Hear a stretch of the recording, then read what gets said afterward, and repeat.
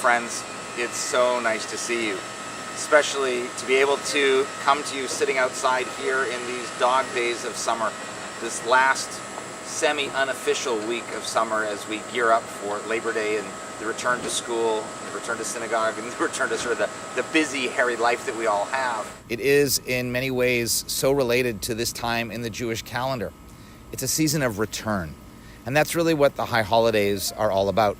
For so many of us, that idea of return is sort of like our annual reunion, where we come back and we see people whom we haven't seen sometimes for an entire year.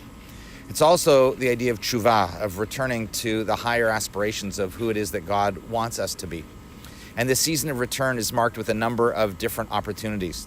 First of all, this Saturday night, we will gather together at the Jewish Community Center in Harrison beginning at 8 p.m. for our annual Slichot service, although it's different. We do it with a bonfire and with s'mores to be able to have families come and enjoy that idea of renewal.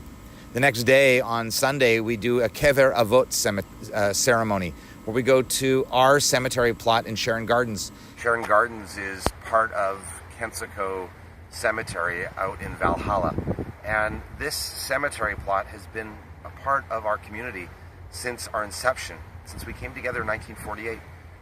It's the common way of Jewish communities that as soon as they establish themselves as communities, one of the very first things they do is they buy cemetery space so that we can bury our dead, so that we can bury our loved ones. We sit in a circle, we tell stories, we read readings, we sing songs, all to return us to the memory of our loved ones who have departed us. But the idea is, as we come to the high holidays, we see ourselves in that cycle of life and death, and so we confront that.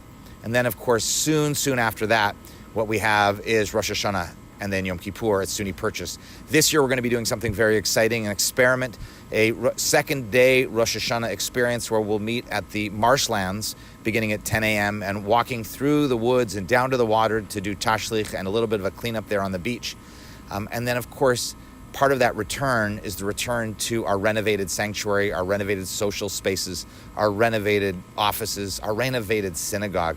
We've been gone from it from a long time. It's like the idea that our souls have gone. We've been distant. And just as that wonderful midrash where God, putting himself in the place of a king, says to his son, the prince, who's supposed to be us, the Jewish people, come home, I miss you, I haven't seen you for some time.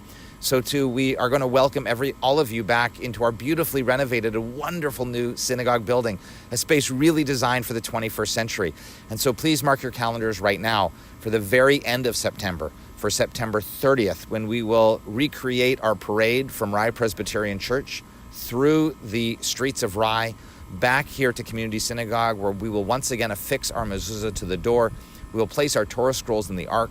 Rabbi Rick Jacobs, the president of the Union for Reform Judaism, will be with us, which is quite an amazing thing, to be able to bless our congregation, to bless this holy space as we come together.